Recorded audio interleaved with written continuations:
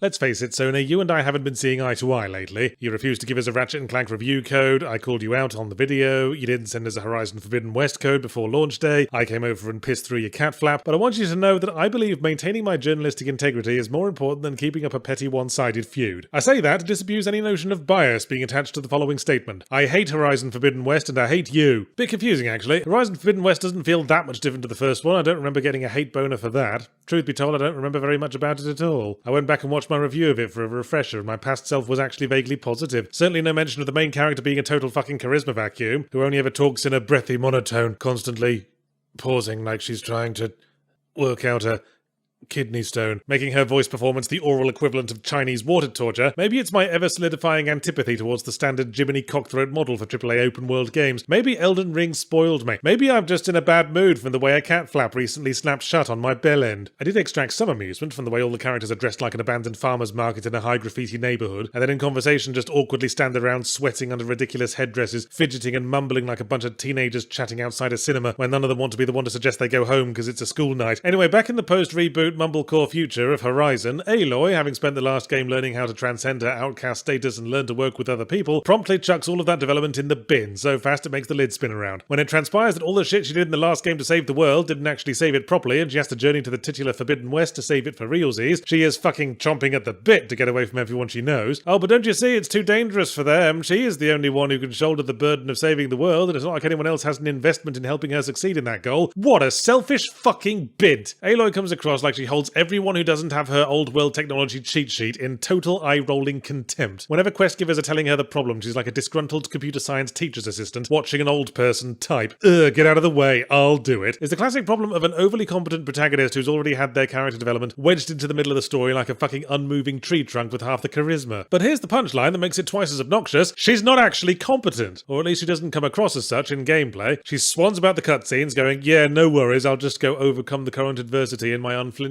ginger finery. Want me to pick you up some baby wipes while I'm out? And then she runs out into yet another fight with robot dinosaurs and gets screamingly batted back and forth between two giant metal thagomisers for 5 minutes, while having to constantly scarf down healing berries like a Sony QA tester with a bottle of caffeine pills. At least she does when I'm controlling her. I was a bit under-leveled because I was trying to rush through Critical Path for the review. I did try a few random side quests, but all of them were variations on, oh, please rescue my close friend stroke family member who went alone to confront a robot stroke group of bandits in order to prove themselves and didn't realise you need protagonist status to get away with shit like that. So direct combat with robots was mostly me getting 9/10 of my health blasted off by an unexpected tail whip or missile barrage and having to frantically roly-poly into cover to suck down 3 acai smoothies. But I can only assume that's how it's supposed to go because all the combat areas are absolutely carpeted in berries. It's like the hemorrhoid ward synchronized swimming team out there. Oh no, I'm out of berries. Don't worry, just press a button to refill your berry pouch from your stash. Well, what's the point of even having a fucking stash mechanic if we can just teleport stuff out of it whenever? Are we trying to smuggle shit through airport customs? Oh no, I'm out of berries for real. Not to worry, there's a small health potion in my consumable quick select, just have to scroll through to find it. Trap,